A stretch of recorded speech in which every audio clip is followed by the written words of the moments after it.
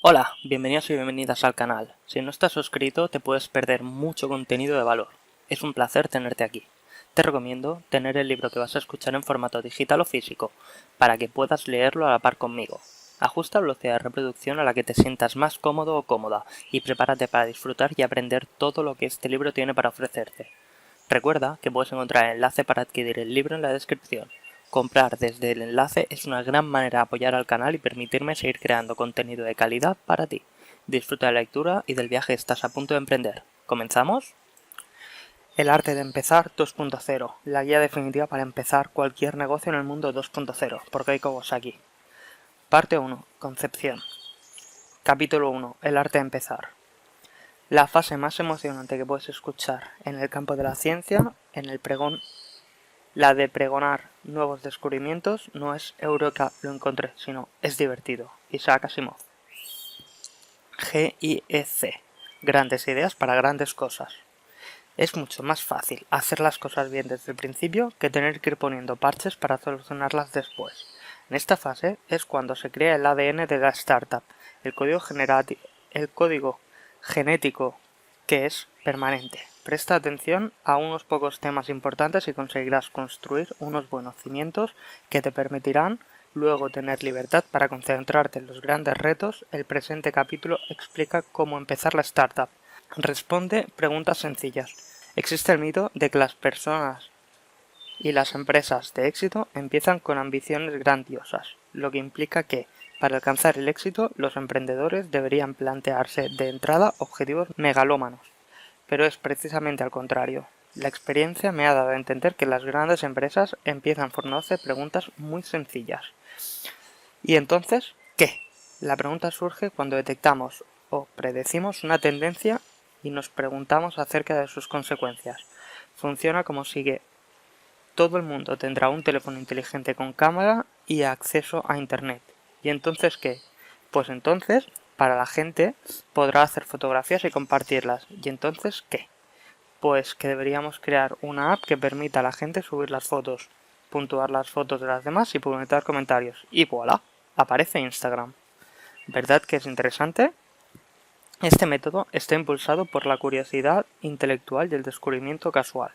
Spencer Silver estaba intentando hacer pegamento, pero acabó creando una sustancia que mantiene el papel ligeramente unido. Esta rareza fue el origen del POSIT, literalmente unido. Notes. Ray Kroc era el vendedor de electrodomésticos a quien le llamó la atención que un restaurante situado en medio de la nada le hiciera un pedido de 8 batidoras. Fue a visitar el restaurante por pura curiosidad y quedó impresionado al ver el éxito que tenía. Presentó la idea de crear una cadena de restaurantes similar a Dick and Mac, McDonald's, y el resto es historia. Existe una manera mejor de hacerlo. La frustración es el actual estado de las cosas, es el sencillo distintivo de este camino. Ferdinand Porsche dijo en una ocasión: todo empezó cuando miré a mi alrededor y como que no encontré el coche de mis sueños, decidí construirlo. Steve Wozniak, creador de Apple, porque creía que existía una mejor manera de acceder a los ordenadores que trabajando para el gobierno, una universidad o una compañía grande. Larry Page y Sergey Brin pensaron que medir enlaces internos era una mejor manera de establecer prioridades en los resultados de búsquedas por Internet y pusieron en marcha Google. ¿Por qué mi empresa no lo hace? En este caso, la fuerza catalizadora es la frustración en el actual puesto de trabajo. Conocemos los clientes, el mercado y sus necesidades. Hablemos con dirección y le explicamos que la empresa debería crear un determinado producto porque el cliente lo necesita, pero dirección no nos hace ni caso. Al final desistimos y lo hacemos nosotros. ¿Es factible? Entonces, ¿por qué no lo hacemos? El mercado de los productos innovadores suele ser un desconocido, razón por la que la actitud de ¿y qué demonios? Es una de las principales características de quien sigue este camino. Por ejemplo, en los años 70, cuando Motorola inventó el teléfono móvil, el aparato era un concepto incomprensible para la mayoría, pero Martin Cooper y los ingenieros de Motorola decidieron seguir adelante y fabricarlo. El resto ya es historia. No permitas que nadie te diga que la teoría de si lo fabricamos vendrán a por ello no funciona.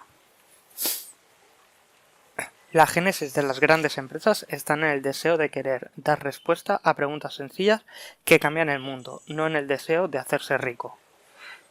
¿Dónde está la debilidad del líder del mercado? Existen 3 enfermedades que debilitan al líder del mercado. La primera de ellas se da cuando el líder está comprometido con una única forma de hacer negocios. IBM, por ejemplo, vendía sus ordenadores a través de distribuidores, de modo que Dell consiguió innovar vendiendo directamente. La segunda se da cuando los clientes del líder están insatisfechos. Por ejemplo, la necesidad de tener que desplazarse a las tiendas de la cadena Blockbuster para recoger y devolver los vídeos abrió las puertas a Netflix. Y la tercera se da cuando el líder del mercado vive de ordeñar siempre la misma vaca y deja de innovar.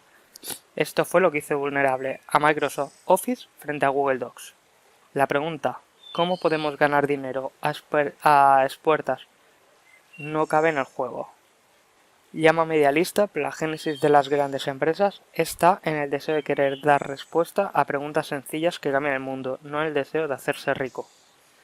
Ejercicio. Completa la siguiente frase. Si mi startup no llegase a existir, el mundo sería peor porque... Encuentra tu punto óptimo. Si consigues responder una de estas preguntas sencillas, el siguiente paso consiste en encontrar un punto óptimo en el mercado que sea viable. Mark Coppersmith, coautor de The Other 8th Failure Wise Lesson for Breakthrough Innovation and Growth y profesor de Haas School of Business, ayuda a los emprendedores a conseguirlo sirviéndose de un diagrama de Venn con 3 factores.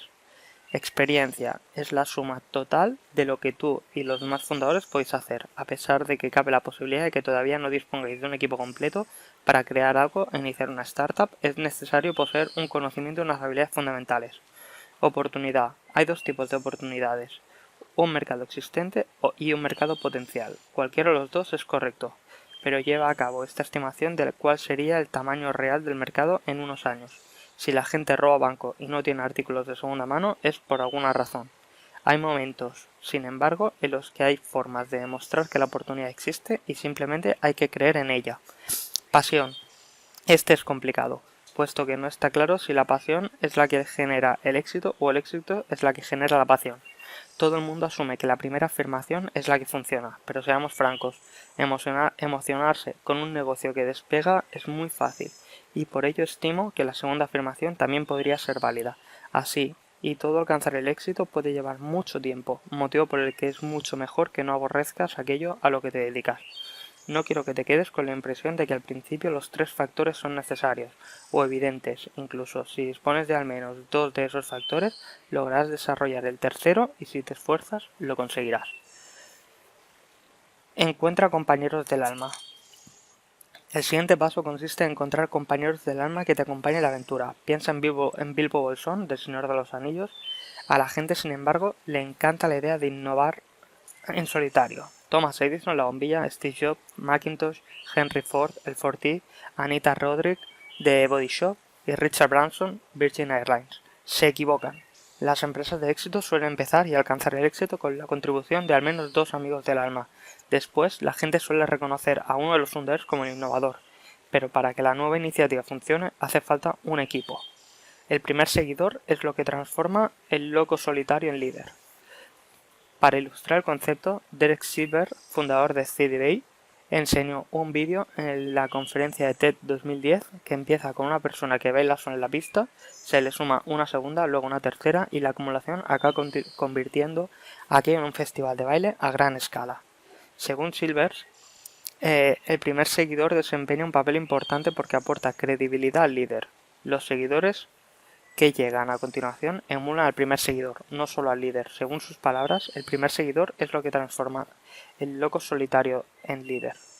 Y en una startup, ese primer seguidor suele ser un cofundador. El compañero del alma cofundador debe tener tanto similitudes como diferencias. Las similitudes deseables principales son visión. A pesar de haberse convertido en una palabra utilizada en exceso por aspirantes a visionarios, en el contexto de los amigos del alma significa que los fundadores comparten una intuición similar en cuanto a cómo evolucionar tanto en la startup como en el mercado.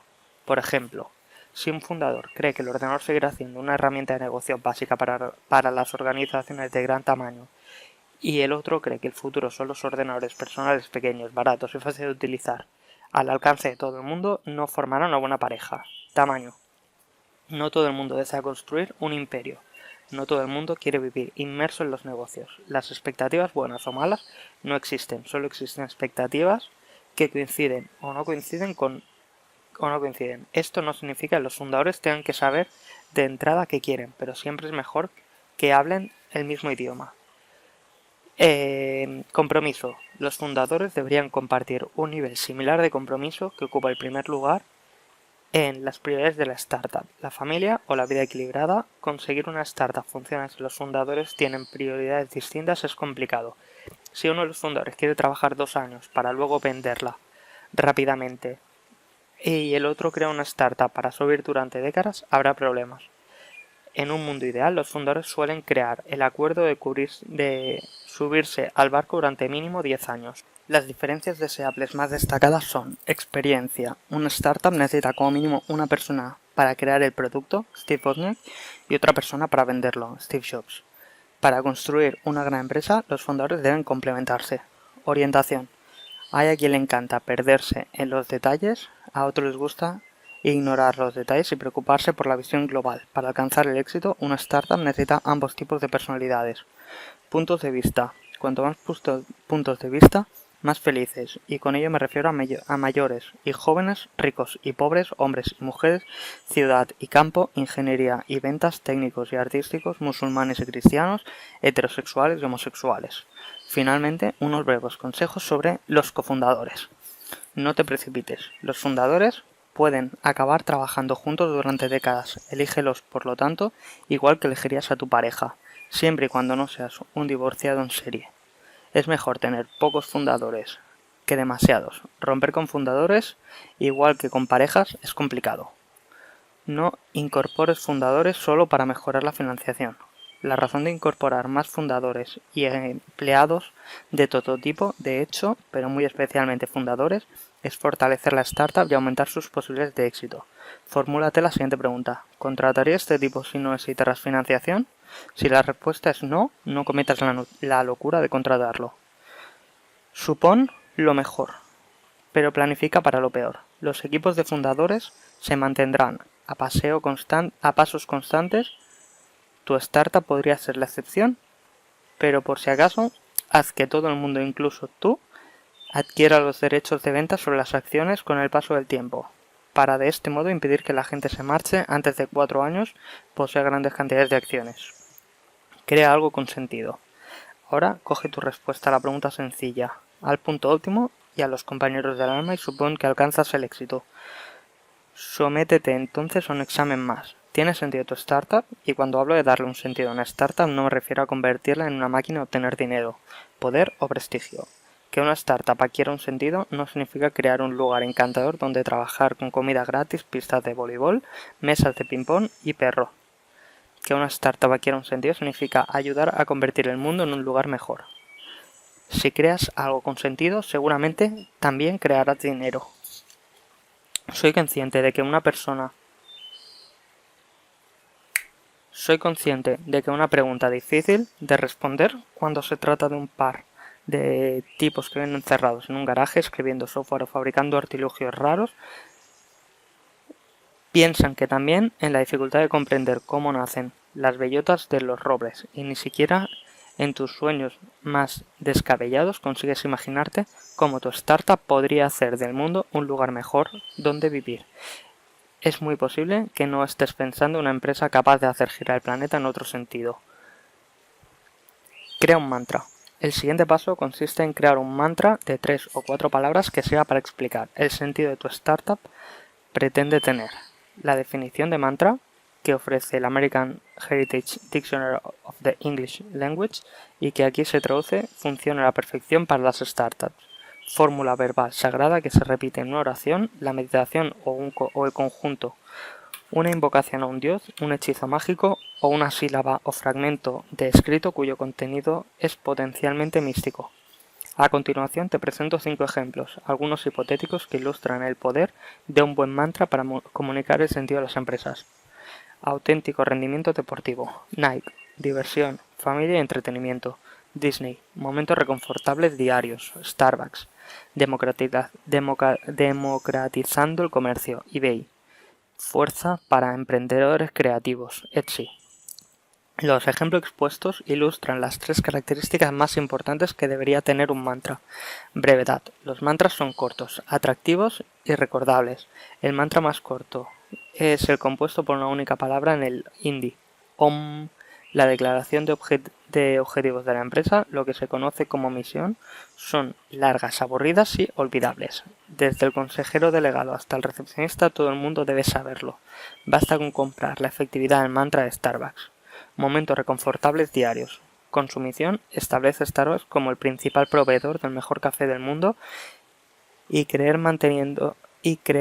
manteniéndonos siempre inflexibles con nuestro compromiso. No tengo nada más que agregar. Auténtico rendimiento deportivo. Es mucho mejor que vendo muchas zapatillas made in China. Positivismo. Los mantras son inspiradores y explican qué cosas hace una startup para convertir el mundo en un lugar mejor. Auténtico rendimiento deportivo es mucho mejor que vendo muchas zapatillas made in China. Enfoque externo. Las mantras expresan lo que las empresas hacen para los clientes y la sociedad. No son ni egoístas ni interesados. Hacerme rico sería la antítesis del mantra. Los clientes quieren que tú democratices el comercio, pero les trae sin cuidado que tú y tus acciones os hagáis ricos. Elige un modelo de negocio. Lo más probable es que con el tiempo cambies el modelo de negocio diversas veces, por lo tanto no tienes que tomar la decisión correcta desde un buen inicio.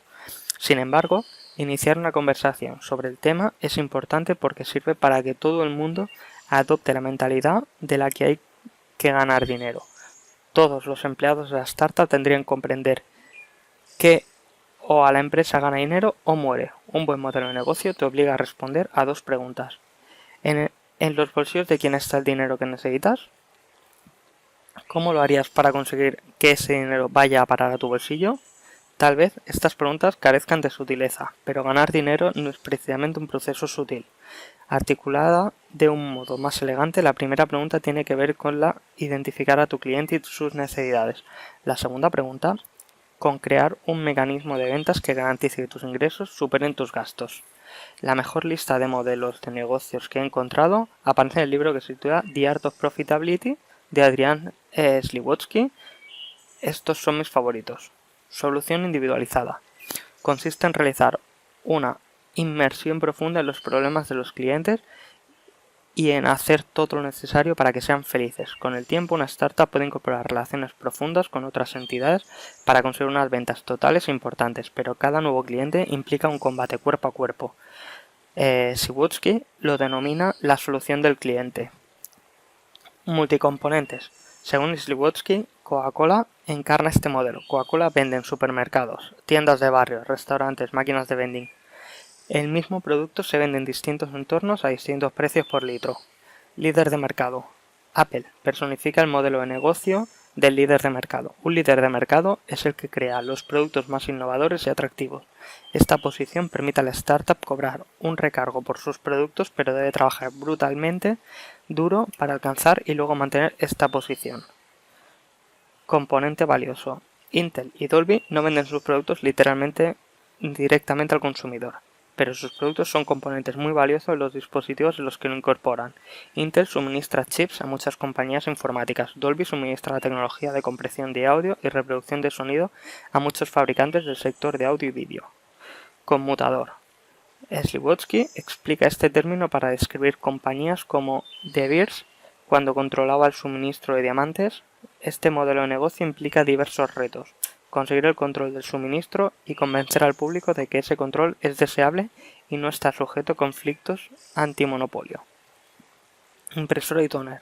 Este modelo de negocio consiste en vender un producto que necesita consumibles independientemente de que estemos hablando de una impresora HP, una cafetera Keurig, una máquina para elaborar refrescos SodaStream, Una venta no es un suceso aislado, sino un flujo de ingresos durante toda la vida del producto.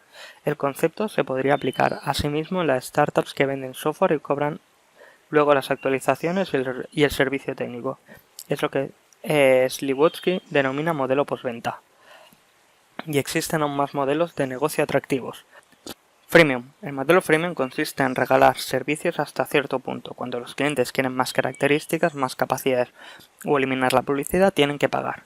Evernote, por ejemplo, permite al usuario almacenar información en la nube gratuitamente. Sin embargo, si se desea más espacio de almacenamiento o más funciones, hay que pagar una cuota de $45 anuales. Ables, el modelo de negocio Ables consiste en ofrecer una plataforma para crear o compartir contenido que atraiga visitas. El concepto de que determinadas empresas les gustaría poder alcanzar ese mismo número de visitas y para ello vender publicidad y patrocinios en la plataforma, Facebook y Huffington Post son ejemplos de estos modelos de negocios. Productos virtuales. Imagínate que vendes códigos digitales para productos que tienen coste de productos y mantenimiento de inventario prácticamente cero. Cosas como flores o espadas virtuales o emblemas para miembros de una comunidad. Eso es un negocio de producto virtual. Un día mi hija compró tesoros por valor de $2000 para un juego de iPhone, de modo que sé que esto puede funcionar. Un día mi hija compró tesoros por valor de $2000 para un juego de iPhone, de modo que sé que esto puede funcionar. Artesano. Los muebles de Thomas Muser son un ejemplo del modelo de negocio artesano. Es el tipo de startup que pone prioridad en la calidad y la artesanía. Nunca será muy grande, pero es la mejor del sector, aunque con la salida al mercado de cosas como Etsy nunca se sabe. El modelo de negocio puede variar constantemente. De hecho, no cambia de modelo de negocio o no hacer variaciones importantes es aterrador. Lo que sigue son unos consejos adicionales que te ayudarán a lo largo del proceso. Ponte como objetivo un nicho de mercado específico. Cuanto más concreta sea la descripción de tu cliente, mejor. Muchos emprendedores temen establecer un foco excesivamente limitado y específico porque saben que con ello no podrán dominar el mundo. Sin embargo, las empresas de mayor éxito empezaron poniéndose como objetivo alcanzar como máximo un par de mercados y crecieron luego a menudo inesperadamente adquirieron un tamaño mayor a medida que fueron abordando nuevos mercados. Mantén la sencillez. Si no eres capaz de describir tu modelo de negocio en 10 palabras o menos, es que no tienes un modelo de negocio. Evita la jerga de esta moda que en estos momentos estratégico especial para la misión crítica, de primera clase, sinérgico, pionero, escalable, etc. La jerga empresarial no sirve para escribir un modelo de negocio. Piensa en el modelo de negocio de eBay. Cobrar el precio que aparece anunciado más una comisión, fin de discusión. Copia a los demás. El comercio lleva un montón de tiempo conviviendo con nosotros, de modo que a estas alturas ya debes de haber inventado todos los modelos de negocio posible. Podemos innovar en tecnología, marketing y distribución, pero tratar de inventar un nuevo modelo de negocio es una apuesta perdedora. Intenta relacionar tu modelo de negocio con algo que ya tenga éxito y todo el mundo entienda. Piensa que te quedan muchas más batallas que librar. Sé expansivo. Los modelos de negocio que intentan aumentar el tamaño del pastel hasta en vez de hacerse con más pedacitos del mismo pastel son los que mejor funcionan para las startups. Lo que los clientes esperan de las startups es descubrir productos innovadores frescos, no más de lo mismo. Teje tu propia esterilla ignífuga. MATT. Una de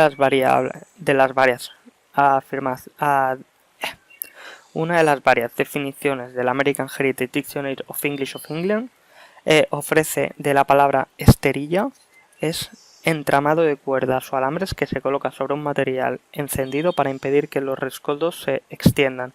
Impedir que los rescoldos se extiendan es una de las prioridades de la startup, puesto que los emprendedores están obligados a hacer muchas cosas a la vez. Tejer una esterilla ignífuga es imprescindible para mantener el control de la situación. Tu esterilla debe tener en cuenta los siguientes aspectos: hitos, milestone, supuestos, asunciones, test y tareas. Respetando el término inglés bautizado en nuestra esterilla como el nombre de MAT. Hitos, milestones. Toda startup necesita cumplir innumerables objetivos. Hay, sin embargo, objetivos que sitúan por encima de los demás, puestos que son los que indican los avances importantes en el camino. Los 5 hitos más importantes son prototipo de trabajo, capital inicial, versión verificable en el mundo real, cliente que pague, flujo efectivo en equilibrio. Evidentemente hay otros factores que también influyen en la supervivencia de las empresas, pero ninguno de ellos es tan importante como los hitos. Su implementación regirá la implementación de todos los demás y en consecuencia deberás dedicar a ellos el 80% de tus esfuerzos. Supuestos. Asunción. La que sigue es una lista de los principales supuestos que debe tener claro con respecto a tu negocio. Tamaño del mercado, margen bruto, número de visitas, llamadas por proveedor. Coste de adquisición del cliente, porcentajes de conversiones del cliente potenciales a clientes reales, duración del ciclo de venta, rendimiento de la inversión para el cliente, llamada al servicio técnico por unidades vendidas, ciclo de pago de cobros e impagos. Es importante discutir y documentar estos supuestos en una etapa temprana, porque sirven para verificar la viabilidad de la startup. Por ejemplo, suponer que la duración del ciclo de ventas es de 4 semanas y descubrir luego que es de un año provocará a buen seguro problemas de liquidez. Test. Por mucho elabores una lista de supuestos sólida, todo seguirá siendo teórico hasta que no empieces a aplicarlos. Permite el coste de adquisición de clientes, que la empresa sea rentable, utiliza el público el producto, podrá permitirse dar servicio técnico a los clientes, aguantará el producto cuando lo comercialice en el mundo real. Tareas. Finalmente, para alcanzar los mitos y verificar los supuestos, es necesario realizar diversas tareas. Cualquier actividad que no contribuya a ello no será crucial y serán prioridades bajas. Las tareas esenciales son reclutar empleados, encontrar vendedores, establecer un sistema de contabilidad y de pagos de nóminas, cumplimentar toda la documentación legal. El sentido de la lista de tareas no es otro que comprender y valorar la totalidad de lo que la startup tiene que llevar a cabo e impedir que las cosas importantes se nos escapen de las manos durante los primeros días de euforia. En cuanto tengas a punto tu MAT, los siguientes pasos consisten en comunicarla a la empresa, realizar las revisiones pertinentes, iniciar la implementación y controlar los resultados. Y piensa que MAT no es una cosa que creas y se guarda en un cajón para siempre, jamás. El MAT es el paradigma de un documento que hay que trabajar e ir cambiando. Intenta que todo sea limpio y sencillo. Durante el proceso de poner en marcha la startup tendrás que tomar centenares de decisiones y con frecuencia aparece la tentación de intentar optimizarlas, a veces abriéndose nuevos caminos. Pero es mejor concentrar la energía y la atención en los hitos que conseguir. Para todo lo demás, déjate llevar por la inercia, sé fiel a tu MAT e intenta que todo sea siempre limpio y sencillo. Mi experiencia se limita a compañías norteamericanas, pero las prácticas empresariales que expongo a continuación son universales. En Estados Unidos, si tu objetivo es crear el próximo Google, tendrás que crear una empresa de tipo C en Delaware. Estructura empresarial. Cada país tiene entidades comerciales distintas, corporaciones, sociedades anónimas, sociedades limitadas, cooperativas. La estructura empresarial que elijas deberá tener 3 características. En primer lugar, que sea conocida y a poder ser cómoda para los inversores. En segundo lugar, que sea vendible a otras empresas o al público del mercado de valores. Y en tercer lugar, que sea capaz de ofrecer incentivos financieros a los empleados. En Estados Unidos, si tu objetivo es crear el próximo Google, tendrás que crear una empresa de tipo C en Delaware. Se trata de una entidad que paga sus propios impuestos, que puede aceptar inversión externa y que puede emitir valores de distintos tipos. Los propietarios no responden con su persona, ni las deudas, ni el pasivo. Las pérdidas no pasan a los propietarios. Si tu objetivo es crear un pequeño negocio sin necesidades de buscar capital de riesgo, sin aspiraciones a salir a bolsa, decántate por una empresa de tipo S, una sociedad limitada, una empresa con propiedad única. Propiedad intelectual. Una startup debería ser propietaria inequívoca o tener la licencia inequívoca de su propiedad intelectual. De este modo, no habrá litigios por parte de antiguos empleados ni acusaciones de que la propiedad intelectual infrinja la patente de otros. La propiedad intelectual y las licencias deberían permanecer a la startup, no a sus fundadores. De este modo, se evitarán situaciones en las que un fundador insatisfecho pueda abandonar la startup llevándose con él la propiedad intelectual y destrozando con ello la empresa. Estructura de capital. Con esto hago referencia a la propiedad de la startup. Hay 4 signos que alarman y todos pertenecen al salón de la fama de haber sabido entonces lo que sé ahora. Unos pocos fundadores son los propietarios de la inmensa mayoría de las startups y no está dispuesto a extender la propiedad a otros empleados. Un pequeño grupo de inversores, que no quiere que la propiedad se diluya, tiene el control y dominante de la empresa. Decenas de pequeños inversores hacen que la gestión de las acciones de las accionistas sean una tarea onerosa y lenta. Carismas, rondas de financiación previas hacen que la inversión no resulte atractiva para nuevos inversores. Perfil de los empleados. Entre las áreas de preocupación en este sentido destacan los ejecutivos cansados de entre ellos o los ejecutivos que tienen vínculos de parentesco, los amigos poco cualificados que ocupan puestos de alto nivel y los empleados de alto nivel con pleitos pendientes. Estos asuntos podrían indicar que la startup no reina la merocracia. Cumplimiento de la legislación. Con esto hago referencia a problemas relacionados con las leyes y normativas estatales y federales, con el impago de impuestos y con requerimientos judiciales. Normalmente los problemas legales les indican una gestión inepta o deshonesta, cosas inaceptables ambas y que impedirán el progreso. Los expertos han escrito libros enteros sobre estos 5 temas. No tomes por tanto decisiones basadas en mi breve explicación de asuntos tan complejos. Son áreas en las que los únicos que deben aprender es que no sabes cómo gestionarlas y para qué. Por lo tanto, debes encontrar un experto que las domine. Haz algo que te haga sentir vergüenza. Si la primera versión de tu producto no te avergüenza, es que lo has lanzado al mercado demasiado tarde. Reid Hoffman. Cuando leo ahora el primer libro que escribí, The Macintosh Way, me avergüenzo de lo rudimentario que resulta. No tenía suficientes... no recuerdo el primer Cuando recuerdo el primer Macintosh, siento vergüenza porque no tenía suficiente RAM ni suficiente software, ni suficiente espacio de almacenamiento y además era lento. Y es posible que tú también, cuando con el tiempo mires a la primera versión de tu producto, te sientas avergonzado. No pasa nada, son cosas que le pasa a todo el mundo. La primera versión de un producto siempre está llena de fallos y su evolución es tan importante como sus inicios. Las startups con éxito son aquellas que siguen aquí porque al final consiguieron el producto y el modelo de negocio adecuado. Date pues un respiro. Adenda. Mini capítulos. ¿Cómo distinguir? Contramedidas de pretendientes. ¿Cómo distinguir contendientes de pretendientes? Eras una vez 2 doctorados de ingeniería que no tenían ni idea de cómo montar una empresa. Lo único que sabían hacer era escribir código. Estaban tan desesperados por conseguir dinero y la supervisión de un adulto que, cuando un hombre de negocios experto mostró interés en lo que hacían y se ofreció a ayudarlos a conseguir dinero, ellos, y aquí menciono sus propias palabras, lo siguieron como perros. Pero este adulto no sabía muy bien cómo funcionaban las startups tecnológicas y les hizo cometer muchos errores en aspectos legales y financieros. Después de muchos malos rollos y de incurrir en los gravosos gastos legales que supone dar marcha atrás cuando se ha tomado decisiones erróneas, acaban partiendo peras. No es, ni mucho menos, una historia excepcional y es, por otro lado, comprensible. Los que emprenden un negocio por vez primera se aferran a las más mínimas partículas de feedback, apoyo y consejos positivos, y se suben al carro de primer signo de interés que encuentran. La demanda de supervisión adulta, en forma de asesores, miembros del consejo directivo e inversiones, accede con creces la oferta, razón por la que es posible acabar jugándosela con gente que no ha demostrado nunca su valía en estas lides. Cuando nadie quiere bailar con nosotros, es normal caer en la tentación de bailar con el primero que nos lo pida.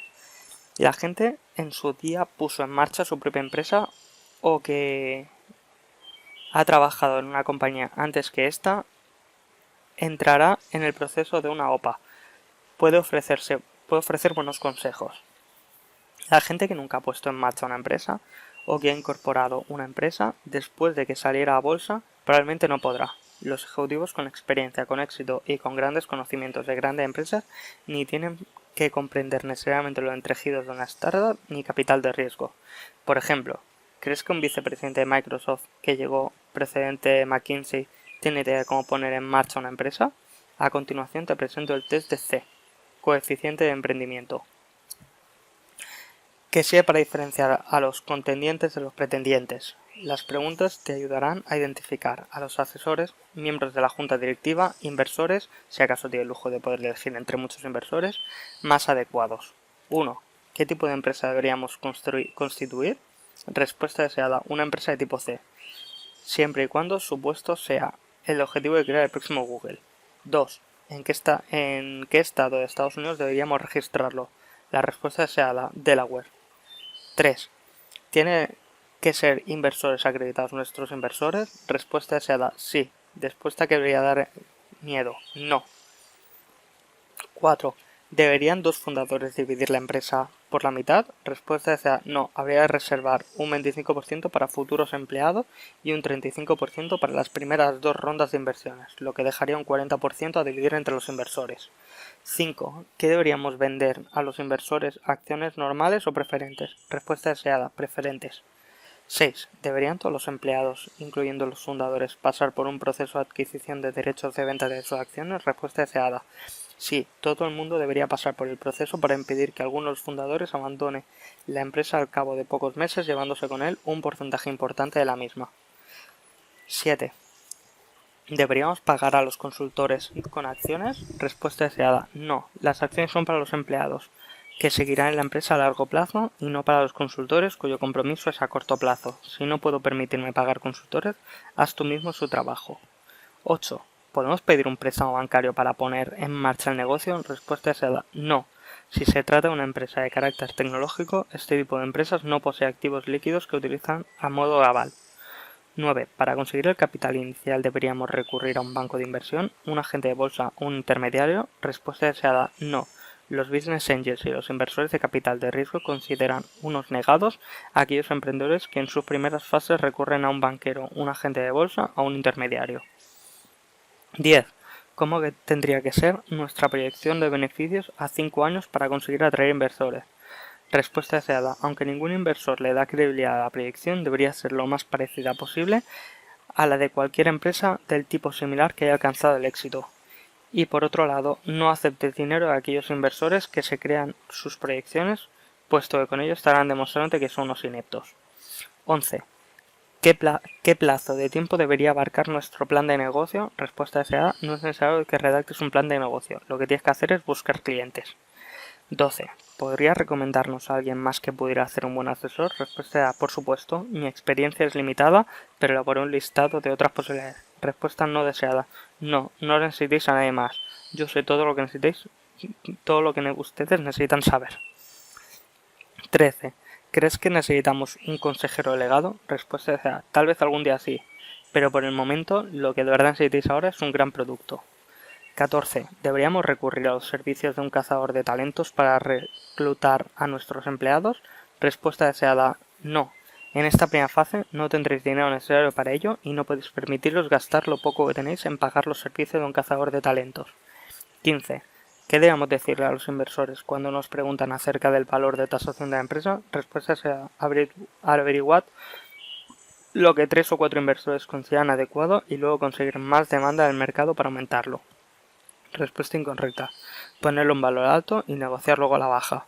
Ponerlo en valor bajo y negociar luego a la alza. 16. ¿Cuáles crees que son los KPIs de nuestro negocio? Respuesta deseada. Eso depende del sector y del tipo de negocio. Respuesta no deseada. ¿Qué es un KPI? 17. ¿Cómo generar negocio? Respuesta deseada. Crear algo grande y utilizar las redes sociales. 18. ¿A cuánto debería ascender nuestro presupuesto en publicidad? Respuesta deseada. A 0. Emplead las redes sociales. Una vez más, estas preguntas serían relevantes para empresas estadounidenses con la ambición de convertirse en el próximo Google, pero servirán también en otras circunstancias. Aléjese corriendo de cualquiera que pretenda asesorarle y no responda adecuadamente a la mayoría de estas preguntas. Preguntas frecuentes. Lo reconozco. Tengo miedo. No puedo permitirme renunciar a mi trabajo actual. ¿Querrá decir esto que no poseo las cualidades necesarias para alcanzar el éxito? Respuesta. Esto no quiere decir nada. Tener miedo es normal. Si no tuviéramos miedo significaría que algo va mal. Los miedos no indican que no posea las cualidades necesarias para ser un emprendedor. Al principio, los emprendedores tienen miedo. La diferencia es que algunos engañan al respecto y otros no. Los miedos se superan de dos maneras. El primer método es el kamikaze, que consiste en lanzarse a la piscina e intentar hacer pequeños progresos poco a poco, hasta que llegue el día en que te despertarás y el miedo habrá desaparecido, o como mínimo tendrás unos miedos completamente distintos. El segundo consiste en trabajar en tu producto por las noches, los fines de semana y en vacaciones.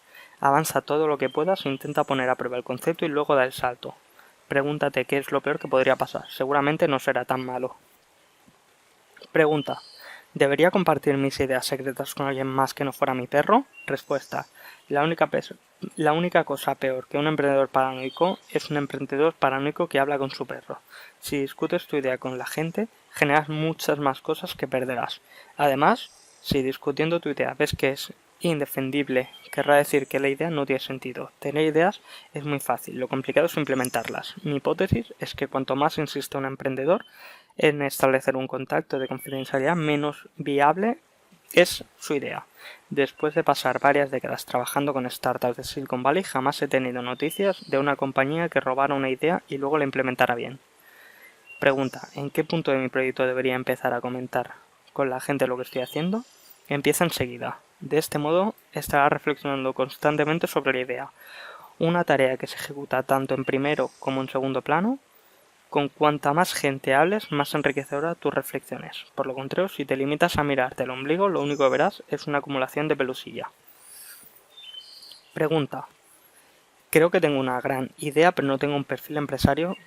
¿Qué hago? Si lo único que has hecho ha sido tener una gran idea, por ejemplo, un nuevo sistema operativo rápido, elegante y sin fallos, pero no puedes implementarla, no tienes nada. Es por eso que necesitas un cofundador hasta que no hayas convencido a la gente de tu idea. No pasarás de la categoría de chiflado.